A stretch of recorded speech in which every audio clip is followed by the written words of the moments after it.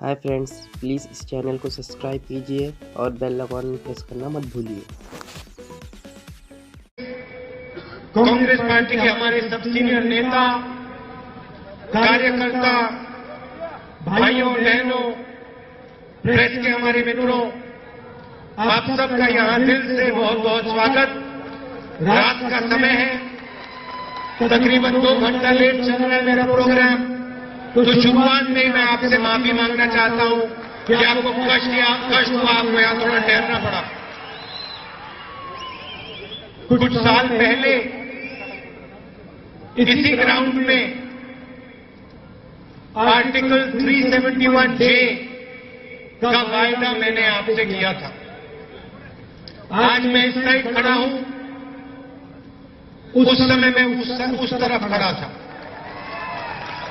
और उस तरफ से मैंने आपको बोला था कि आर्टिकल 371 जे हम हैदराबाद कर्नाटका के लिए करके ही छोड़ेंगे। अडवाणी जी ने बयान दिया था, बीजेपी के होम मिनिस्टर थे, उन्होंने कहा था कि 371 जे किया ही नहीं जा सकता है। और कांग्रेस पार्टी ने, खारगे जी ने, हम सब ने मिलकर 371 जे आपको दे दिया। 20,000 युवाओं को सरकारी नौकरी मिली। पहले यहां 350 करोड़ रुपए आता था। आर्टिकल 371 जे के बाद 4,000 करोड़ रुपया आता है और आपकी जिंदगी को 371 जे ने बदल दिया। 19,000 मेडिकल कॉलेज और इंजीनियरिंग कॉलेजेस की सीटें आपके लिए रिजर्व है। बाकी कर्नाटक में 20,000 नौकरियां हैदराबाद कर्नाटका के लिए रिजर्व है। नया एयरपोर्ट बना, 3 नए मेडिकल कॉलेज खुले। आपने सिर्फ हमारे ऊपर भरोसा किया था, सिर्फ मेरे ऊपर नहीं, सिद्धरामैया जी पे, खारगे जी पे, हमारे जो सब नेता बैठे हैं और कांग्रेस पार्टी के कार्यकर्ता पे आप लोगों ने भरोसा किया था। कांग्रेस पार्टी का कार्यकर्ता आपके पास आया था, कर्नाटक की जनता के पास आया और आपने उस पर भरोसा किया। आपकी सरकार बनी, वायदा हुआ और हमने पूरा किया। नेता के पास सिर्फ अपना शब्द होता है, सिर्फ क्रेडिबिलिटी होती है और कुछ नहीं होता।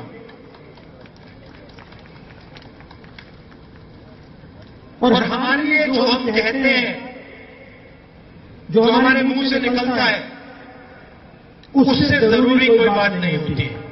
क्योंकि जो हमारा रिश्ता आपके साथ बनता है वो सिर्फ हमारे शब्दों पे बनता है, हमारे वायदों पे बनता है, हमारे काम पे बनता है।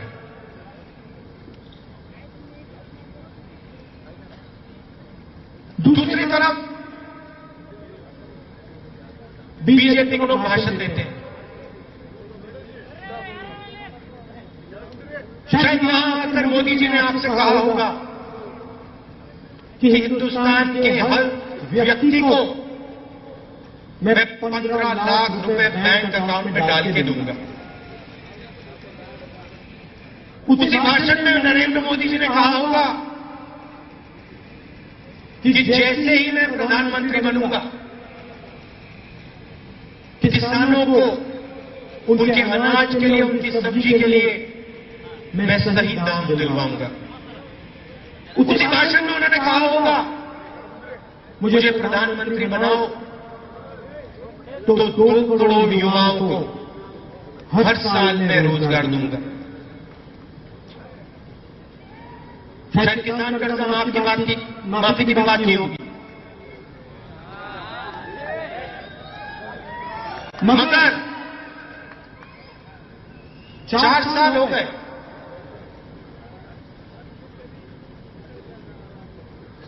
उनका एक वायदा पूरा नहीं हुआ।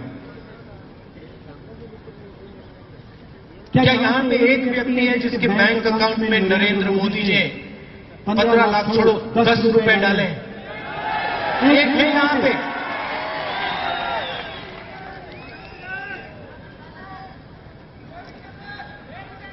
हमने पार्लियामेंट हाउस में पूछा, खड़गे जी ने अभी कहा नरेंद्र मोदी जी बाहर बहुत भाषण करते हैं, पार्लियामेंट के अंदर नहीं करते हैं। हमने पूछा मोदी जी बता दीजिए आपने कितने लोगों को रोजगार दिया? मोदी जी से सवाल जवाब नहीं आया, मगर उनके मंत्री ने बताया, पार्लियामेंट हाउस में बताया। वायदा था 2 करोड़ युवाओं को रोजगार देने का। चुप्पे से मंत्री ने बोला 24 घंटे में पूरे हिंदुस्तान में नरेंद्र मोदी की सरकार सिर्फ 450 युवाओं को रोजगार देती है। चाइना से हमारा मुकाबला है। जहां भी हम जाते हैं मेड इन चाइना, फोन के पीछे देखो मेड इन चाइना, घड़ी में मेड इन चाइना, शर्ट में मेड इन चाइना। चाइना की सरकार 50,000 युवाओं को 24 घंटे में रोजगार देती है और उनके मुकाबले में नरेंद्र मोदी जी हिंदुस्तान के युवाओं को 24 घंटे में 450 रोजगार देते हैं। कहां वायदा, कहां प्राइम मिनिस्टर का शब्द और कहां सच्चाई? मैं मोदी जी के ऑफिस में एक बार गया हूं। उत्तर प्रदेश में मैंने यात्रा की। उत्तर प्रदेश के किसानों ने ऐसी मीटिंग में मुझे कहा कि राहुल जी आप जाके मोदी जी से कहिए, स्वयं कहिए कि हिंदुस्तान का किसान रो रहा है, दबा हुआ है, कुचला हुआ है। आप हिंदुस्तान के 10 सबसे बड़े उद्योगपतियों का 1,50,000 करोड़ रुपए माफ कर सकते हो। कृपया करके हिंदुस्तान के किसान का भी कर्जा माफ कर दो। मैं गया, कांग्रेस पार्टी के नेताओं के साथ मैं गया, मोदी जी के सामने बैठे और जो मैं आपसे कह रहा हूं वो मैंने मोदी जी के सामने कहा। मोदी जी हिंदुस्तान के किसान का कर्जा माफ कर दो, दबा हुआ है, रो रहा है, कुचला हुआ है। सबसे बड़े उद्योगपतियों आपने माफ किया। किसान ने क्या गलती की? कर्नाटक के किसान ने, महाराष्ट्र के किसान ने क्या गलती की है? अब सुनो मोदी जी का जवाब। ये देखो,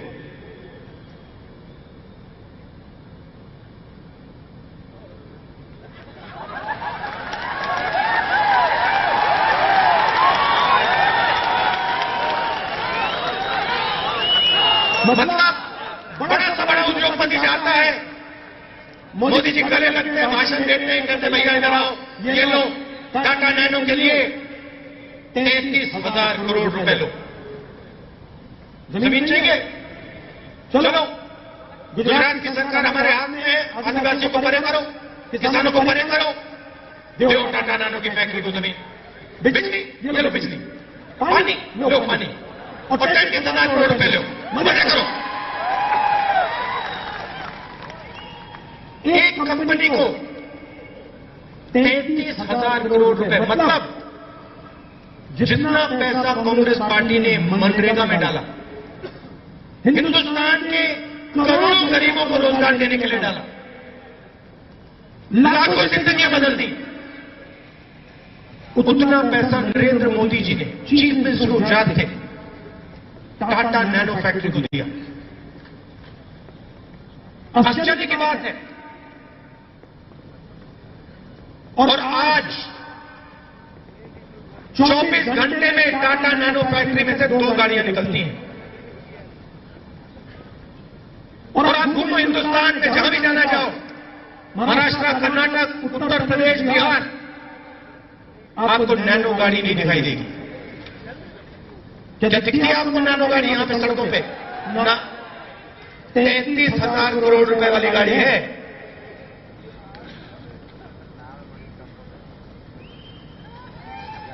गायब हो गया, गुड बाय।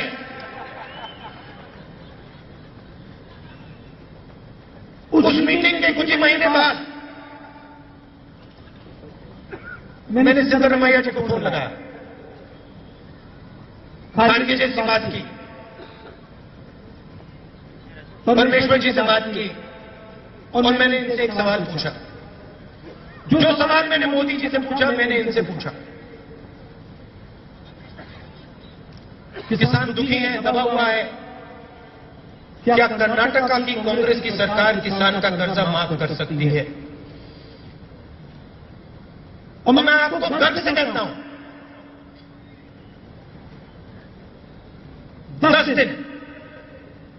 10-12 दिन में सिद्धरामैया जी ने मुझे फोन किया, कहा 8,000 करोड़ रुपए मैं माफ कर रहा हूं।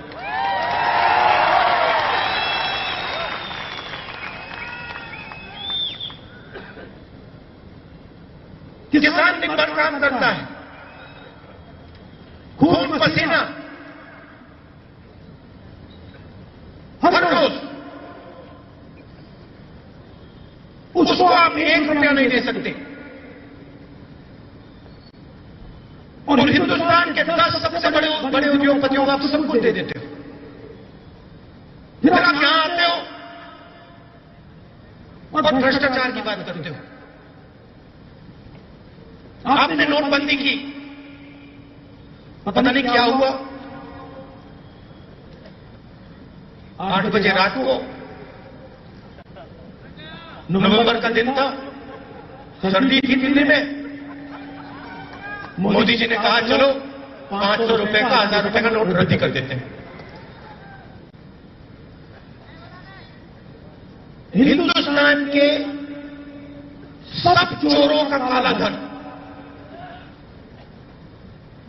नरेंद्र मोदी जी ने सफेद कर दिया। आप लोगों को लाइन में खड़ा किया, आप लाइन में खड़े हो। अच्छा एक बात बताओ, लाइन में आपने एक अमीर व्यक्ति को देखा, सूट वाले को देखा? लाइन में किसान, मजदूर, छोटे दुकानदार, महिलाएं, हमारी माताएं, बहनें, बैंक के पीछे नरेंद्र मोदी जी के दोस्त, बैंक के दरवाजे के पीछे सूटकेस लिए बदले, सूटकेस लिए करोड़ों रुपए बदल रहे हैं। उसके बाद, बहुत अच्छा आपने कह दिया, उसके बाद वहां नहीं रुके, कहते हैं किसान से, मजदूर से, माताओं से हमने आधा पैसा छीन लिया। जैसे शोले पिक्चर में गब्बर सिंह आता था ना रात को घोड़े पे बैठ के, वैसे मोदी जी ने गब्बर सिंह टैक्स भेजा आपके घर में, और जो बचा के आपने रखा था वो भी छीन लिया।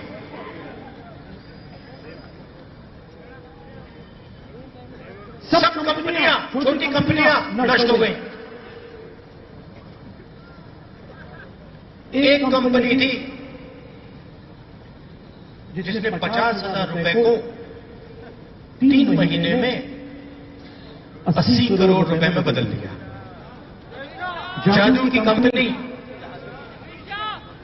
जय शाह की कंपनी। मोदी जी को अमित शाह के पुत्र का भ्रष्टाचार नहीं दिखाई देता।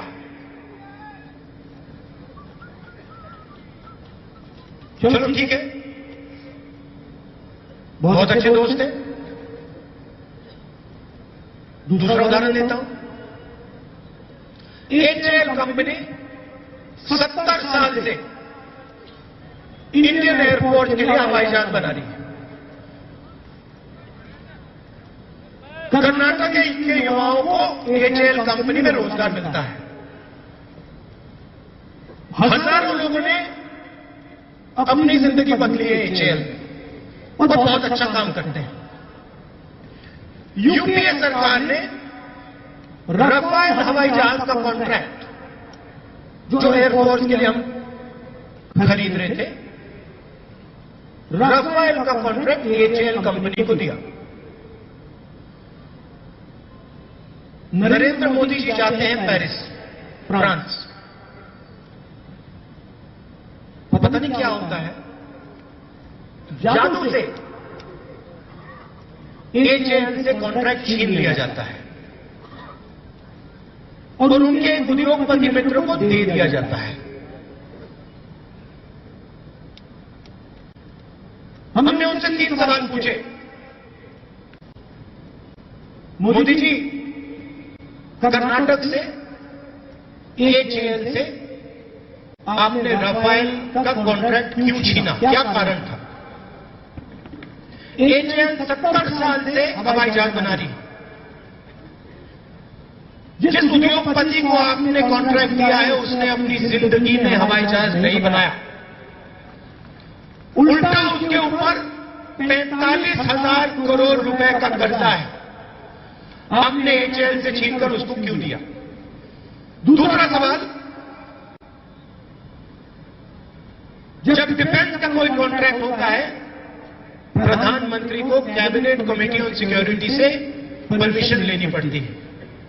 क्या आपने परमिशन ली, हां या ना? और तीसरा सवाल, मोदी जी आपने कॉन्ट्रैक्ट बदला राफेल हवाई जहाज का, क्या जहाज का दाम बढ़ा या घटा? लंबे भाषण देते हैं कर्नाटक में, गुजरात में, सब जगह। इन 3 सवालों का जवाब आज तक नहीं मिला। डिफेंस मिनिस्टर कहते हैं, कुछ महीने पहले कहते हैं, देश को राफेल हवाई जहाज का दाम हम बता देंगे। कुछ दिन पहले कहती है, नहीं बता सकते, सीक्रेट मामला है, ये फ्रांस की सरकार और हिंदुस्तान की सरकार के बीच का मामला है। हिंदुस्तान की जनता को हम राफेल हवाई जहाज का दाम नहीं बताएंगे। अरे भैया, पैसा तो आपका है, पैसा आपका, सरकार आपकी, मगर रक्षा मंत्री हिंदुस्तान को राफेल हवाई जहाज का दाम नहीं बताने को तैयार। और फिर हमें कहते हैं, कर्नाटक में आके भ्रष्टाचार की बात करते हैं। समय नहीं है, नहीं तो मैं गुजरात स्टेट पेट्रोलियम का भी बता देता, जहां हजारों करोड़ का घपला मोदी जी ने करवाया।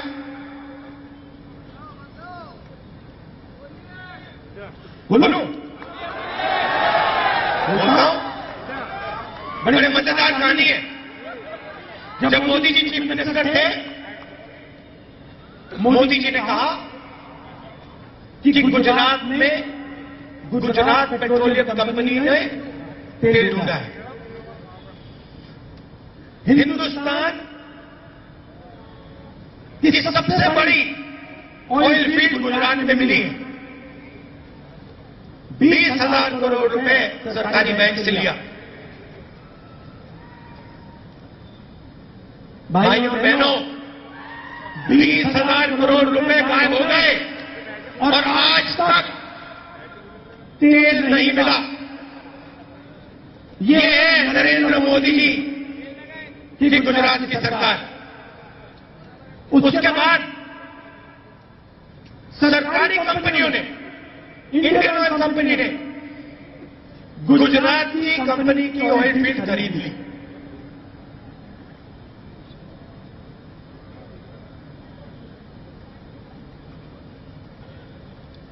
हम यहां आपकी सरकार चलाते हैं,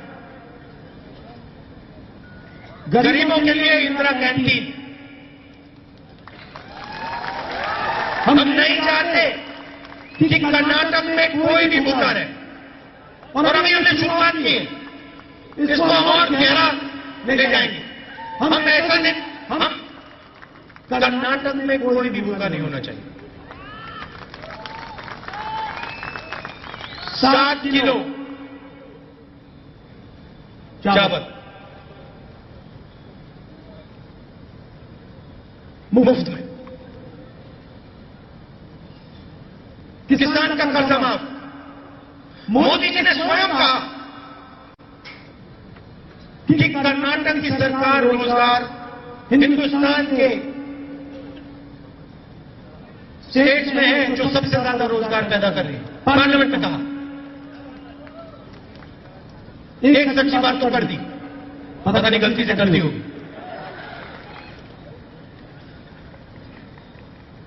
तो जो हम कहते हैं हम करते हैं। और मैं आपको यहां स्टेज से कहना चाहता हूं कि आने वाले 5 साल में कांग्रेस पार्टी की सरकार बनेगी और वो गरीबों की, किसानों की, कमजोर लोगों की सरकार होगी, दलितों आदिवासियों की सरकार होगी। अच्छा, एक और आंकड़ा सुन लो, मजेदार आंकड़ा। मोदी जी आते हैं, दलितों आदिवासियों की बात करते हैं, कहते हैं दलितों के लिए, आदिवासियों के लिए काम करता हूं। गुजरात में दलितों की पिटाई होती और गुजरात की सरकार कुछ नहीं करती। आदिवासियों से जमीन छीनते हैं। मगर मजेदार बात आपको बताता हूं, एससी एसटी प्लान, जो पैसा दलितों और आदिवासियों को दिया जाता है, कर्नाटक की सरकार 27,700 करोड़ रुपए देती है। मोदी जी की सरकार दलितों और आदिवासियों को पूरे हिंदुस्तान में सिर्फ 55,000 करोड़ रुपए देती है। मतलब जितना पैसा नरेंद्र मोदी जी हिंदुस्तान के सब दलितों और आदिवासियों को देते हैं, उसका आधा पैसा कर्नाटक की सरकार सिर्फ कर्नाटक के दलितों और आदिवासियों को देती है। तो हमारी कोशिश है कि प्रदेश का फायदा, प्रदेश का धन सब लोगों के हाथ जाए, गरीबों को, किसानों को, मजदूरों को भी ये लगे कि प्रदेश की सरकार मेरी देखभाल करती है। और जहां भी कांग्रेस पार्टी की सरकार होती है वहां शांति होती है। बीजेपी के स्टेट को देखिए, हरियाणा में जाट और नॉन जाट के बीच में आग लगा दी। उत्तर प्रदेश में माइनॉरिटीज को मारते हैं, राजस्थान में माइनॉरिटीज को मारते हैं, गुजरात में दलितों की पिटाई करते हैं, आदिवासियों को मारते हैं और जहां भी बजाते हैं गुस्सा फैलाते हैं। जितना भी वो गुस्सा फैलाएंगे उतना प्यार हम फैलाएंगे। जितना लोगों को तोड़ेंगे हम लोगों को जोड़ेंगे। तो ये मैं आपसे कहना चाहता था, कर्नाटक में जो हमने पिछले 5 साल काम किया उससे तेजी से, उससे बेहतर हम आने वाले 5 साल में काम करने जा रहे हैं। और प्यार से सबको एक साथ लेकर हम इस प्रदेश को आगे ले जाएंगे। रात का समय है, आप सबको दिल से बहुत बहुत धन्यवाद। नमस्कार, जय हिंद।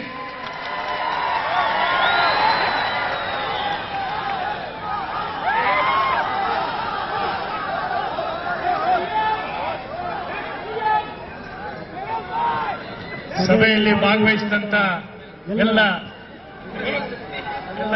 ಹಿರಿಯ ನಾಯಕರು ಮತ್ತು ಭಾರತೀಯ ರಾಷ್ಟ್ರೀಯ ಕಾಂಗ್ರೆಸ್ ಪಕ್ಷ ಅವರಿಗೆ ಜಿಲ್ಲೆಯ ಜನತೆ ಪರವಾಗಿ, ಕಾಂಗ್ರೆಸ್ ಪಕ್ಷದ ಪರವಾಗಿ, ಪಕ್ಷದ ಮುಖಂಡರ ಪರವಾಗಿ ಹಾರ್ದಿಕ ಧನ್ಯವಾದಗಳನ್ನು ಅರ್ಪಿಸ್ತೇನೆ. ಅದೇ ರೀತಿಯಾಗಿ ವೇದಿಕೆ ಮೇಲೆ ಆಸೀನರಾಗಿರುವಂತಹ ಎಲ್ಲ ಪಕ್ಷದ ಮುಖಂಡರನ್ನ, ಹಿರಿಯರನ್ನ ಕೂಡ ಧನ್ಯವಾದಗಳನ್ನು ಹೇಳ್ತಾ ಈ ಸಭೆಯನ್ನ ಇಲ್ಲಿಗೆ ಮುಕ್ತಾಯಗೊಳಿಸಲಾಗಿದೆ.